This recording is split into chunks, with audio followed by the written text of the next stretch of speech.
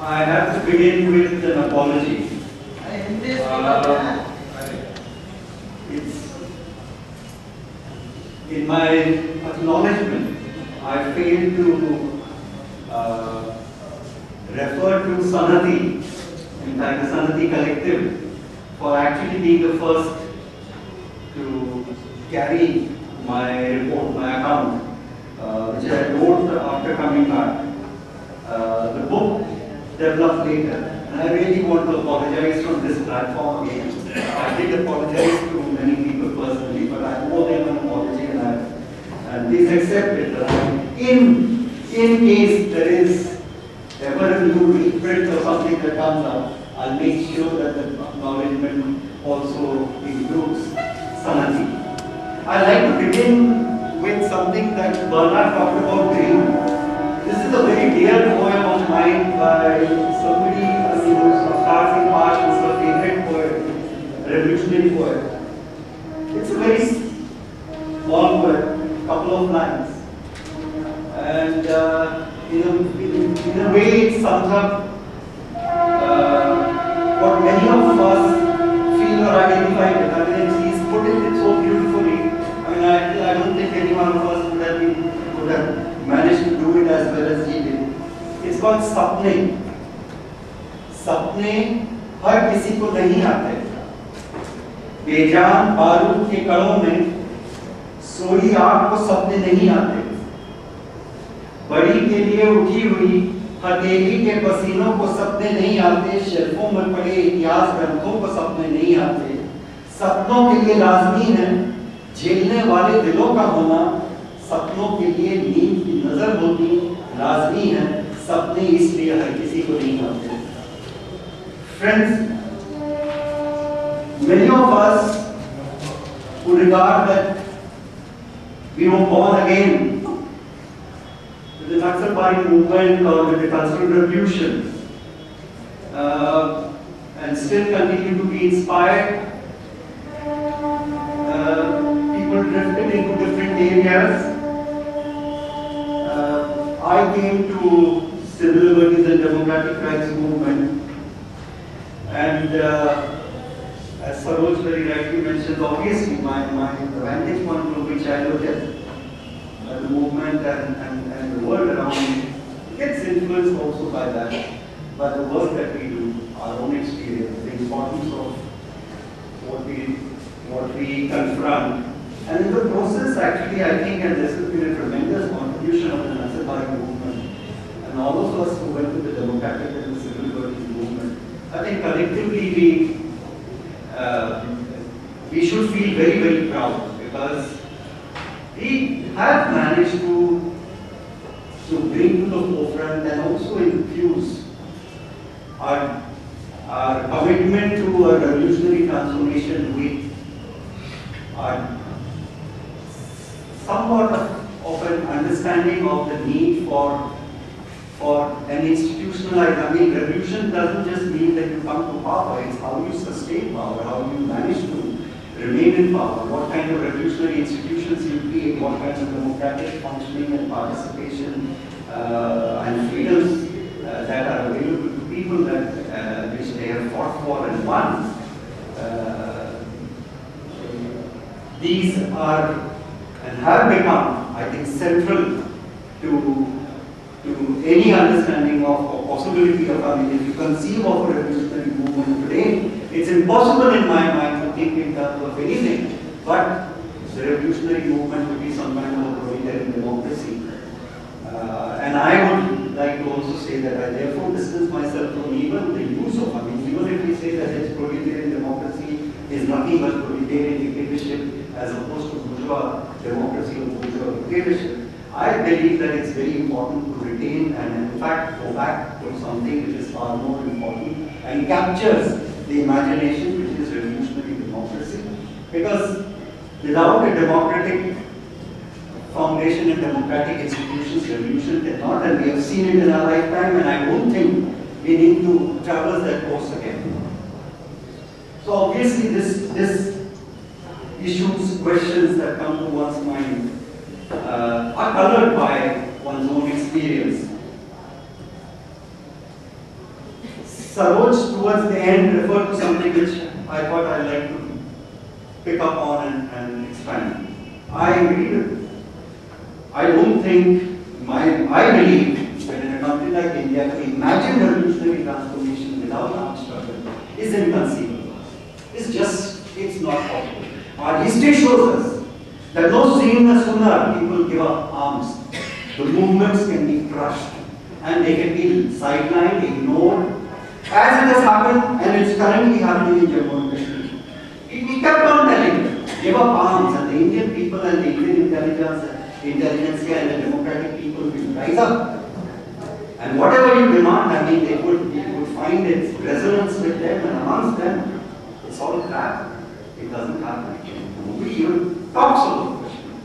Nobody even wants to bother about talking about it. As long as there was militancy, as long as there was armed militancy, people took note of it. They were forced to respond. When it has subsided, whether it has been crushed, and a lot of it, because of its own faults, it's no longer the kind of force that threw up and created the kind of imagination and inspired people to come out in 2008 so courageously, because the militancy laid the foundations for the kind of self-confidence and self-image which underwent a change in Kashmir. So armed struggle and its contribution, I consider that to be very important, and war is a very important thing. We don't take war very seriously. We don't even understand war. We don't even want to understand, even learn anything about war. Although this is a country which is unique in 21st century, which has the busiest army, fighting its busiest because it has fought its own people almost since 1947. There's not a single year when the Indian army has not been deployed fighting its own people. So it's a remarkable history. Yet they remain completely indifferent to the war and what war represents when it's inflicted on our own people, and what it means therefore for the people who are at the receiving end. How do they fight back? What do they do? We can talk about non-violence, and yes, as Marx said, if revolution is possible peacefully, very good. But if it is not, then it will have to take place violently. There is no getting away from it. The choice is not ours. Saroj said the choice is the movement. In a way, yes, but where I would slightly differ from my case is not entirely also, because it's also very many other things go into making armed struggle possible. And today's India, the way it is, to believe that anything would be possible without an armed struggle or a militant struggle is, I think, living in a fool's paradise. It's just not possible. If the Maoist movement gets crushed today, all this, once again, in the last 7 years, look at the transformation. No sooner, in 2005, it looked that the Maoist movement had been crushed, had been wiped out in Andhra Pradesh. Look at the last 7 years' history and look at what they were able to show. It's not just a question of survival. If we even forget about the areas where they're working, whether they have retreated or they have suffered setback or they have lost because of their own mistakes, state repression is bound to be there. The state is going to unleash war on any transformatory, any movement which challenges the present status quo. There is no getting away from this fact. Anybody who believes that the state is going to behave as a, and live by rule of law, forget it. They are the ones who break the law at the drop of a hat, as we know that they've been doing. We know they are the ones who would destroy their own institutions, as we see happening before our own eyes with CAG, as they've attempted even in the past. When there is a confrontation, the ruling classes have absolutely no compunction in destroying their own institutions, or violating their own laws, or imagining and working out their own rules of the game. So to believe that, yet it is also, I believe, very clear that there are limits to how far our struggle will carry on. And it's not only because of the Indian state, because I don't think that the power of the state and the power of the guerrillas can be matched. As they say, I mean, even in counterinsurgency, they believe that you require 50 soldiers against one guerrilla. So I mean, just the sheer number or the strength or the arsenal that the Indian state has is something that scares. But that itself is no argument for not for rejecting arms struggle. But the limits are because of variety of other things. The way in which the movement is placed today, where its capacity to conduct overground politics is severely restricted, both by use of law which criminalizes and therefore affects the party members, the sympathizers, the supporters. It's become a very difficult task. I mean, anybody who works amongst the working class, anybody who works among the Dalits, anybody who works with the Adivasis or with the peasants would find that they have to suffer and bear the brunt of state repression. And state is relentless in this. And they make no distinction. One of the remarkable contributions of the Indian state, and I praise them for this, is they don't make a distinction between different factions or different tendencies which emerged after the Naxalbari movement. They treat them as, they call them left-wing extremists. All are put in the same basket. Because they believe that anybody who even believes or imagines, please remember the Indian state today as part of its counterinsurgency is engaged in one of the most, it's ID-led program. It's a very clear, clear program of de-radicalization, of also making radical thoughts illegitimate and making it difficult for anybody who entertains radical thoughts to survive in any institutions or to get any employment, to get any funding for the research, etc., etc., etc. It's going on.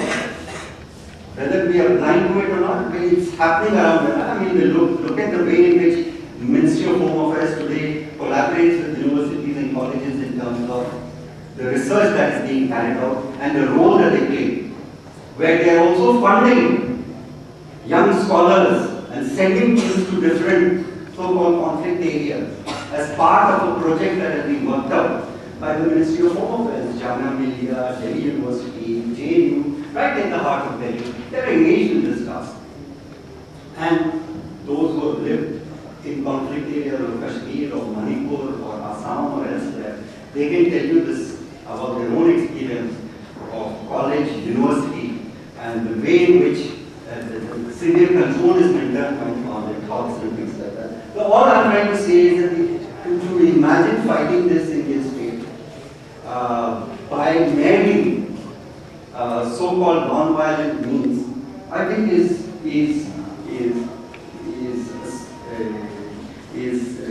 to live in, as I said, in a fool's paradise. I don't see that happening. I don't see that possibility that the revolutionary transformation can take place without having armed presence. Yet, at the same time, I also believe that there are limitations. So when we are talking about revolutionary generalization, there are a couple of things that come to my mind. It's very interesting, this is just as an aside. Gopal Gandhi, who's in jail, has been writing since August on the question of freedom and people's emancipation. It's an attempt at revisiting the issue of freedom, alienation, and people's emancipation, which has appeared in 4 parts that come, the 5th part will come in December. It's an excellent, because it goes back to something that used to be part of our, when we went to college and or I went to college, I remember that this used to be part of our a subject matter of great concern and interest for us. What does freedom mean? What is it that we talk when we talk about emancipation, and what is alienation? These are issues. So as it's a very useful, his articles are very useful to primers. The interesting thing about his article is also that he imagines, it's also an attempt at imagining what kind of political subject, revolutionary ardor. It's an attempt at also at imagining, self-consciously, what is a revolutionary ardor to be like. If anyone who's been reading Calcutta Diary of Dr. Ashok Mitra, you'll recollect that there have been occasions when he's written about a party cadre of CPM in some district who's been working for 30, 40 years, and the kind of admiration that with which Dr. Mitra writes about these guys. Or when he wrote about that Englishman who acted as a judge and who was actually a secret member of the British Communist Party, and how he helped. I mean, these are various personalities that emerge. So I like to place Kobal's these articles in the context also of his attempt at trying to imagine what kind of revolutionary political cadre that we need. And this is of immense importance for the movement itself, but it's also important for other reasons.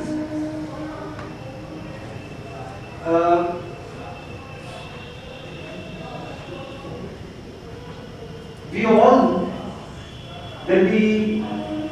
like all of us, I guess, we have questions in our mind. We wonder what would happen if, suppose, there was a revolution which was successful in India. What would happen? What kind of institutions? But even before we reach there, we also start believing, what is it that we need to do here and now in order to reach where we want? And it's when we start thinking along those lines that we start thinking in terms of where are we going wrong? Why is it that, all of us are gathered here, we would number about 40, 30, 40, 50 at best. Why is it that this is not something beyond this group or others, and it still hasn't inspired or caught the imagination of people outside a set circle?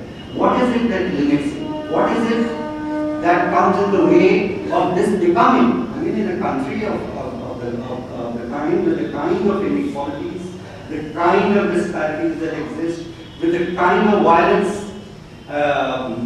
physical and structural violence that is inherent civilizational part of it's our own history also. Why is it that not more and more people are not getting attracted? And I think that is something we should also be thinking in terms of, because to think in terms of revolutionary generalization, one has to begin from where we are placed today. A movement through its armed struggle in a very small confined area, if you look at the size geographical map of India, yet which has been able to generate and rekindle our imagination and look to take up issues beyond those limited physical confines of that movement, beyond that amongst all of us. Yet we are faced with this challenge that it is not something that we are in a position to consolidate. And even when we reach the stage of consolidation, it dissipates very fast, it disintegrates. So what is it that is going wrong?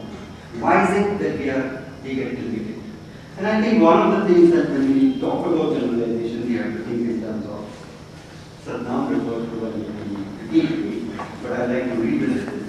That if you look at the reality of this country, that you have an armed movement, if it were to disappear, if it were to weaken even further and become confined to even a smaller area, it's going to be disastrous for overall resistance. Because please remember, the Indian state takes other non-violent forms of resistance seriously so long as there is armed struggle, because they fear its radicalization. And they fear that an all-out repression of these resistance would start sending, would actually create the conditions for larger and larger recruitment into the ranks of the Maoists. So they are also careful. The concessions that Bernard talked about, these are tactical concessions. It's not as if the ruling class, out of its really innate sense of goodness or something, that it wants to part with anything or it, but it is compelled to, because it has to show that it is interested in the welfare of the people, so it keeps on throwing.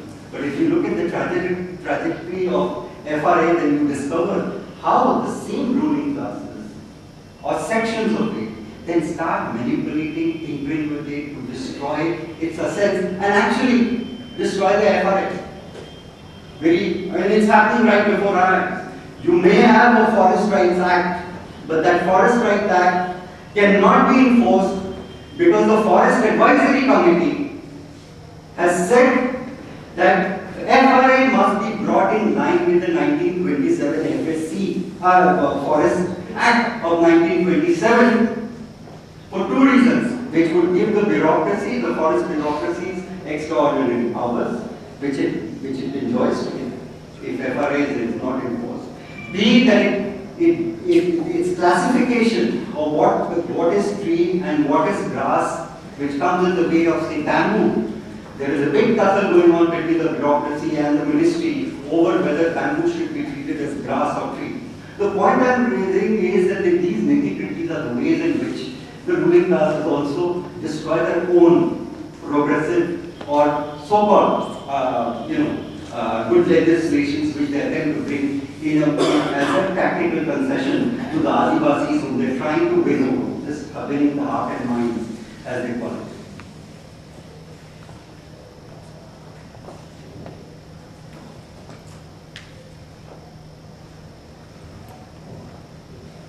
Now, if the reality is that you have the Maoist movement, which is unable to, because an armed struggle or a protected people's war cannot carry on or cannot reach the next stage unless there is also a mass struggle.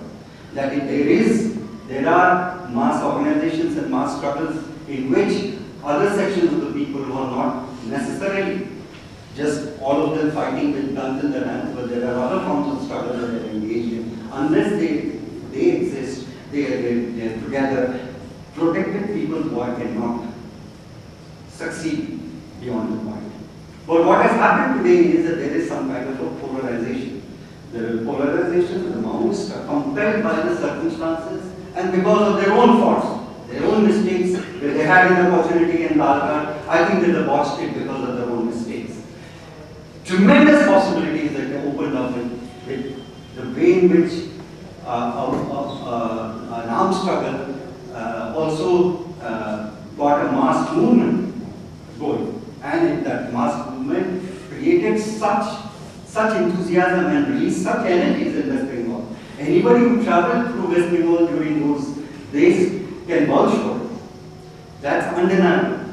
But if it collapsed in the manner in which collapsed, then their mistake also lies at their own doorstep because of the mistakes which they committed.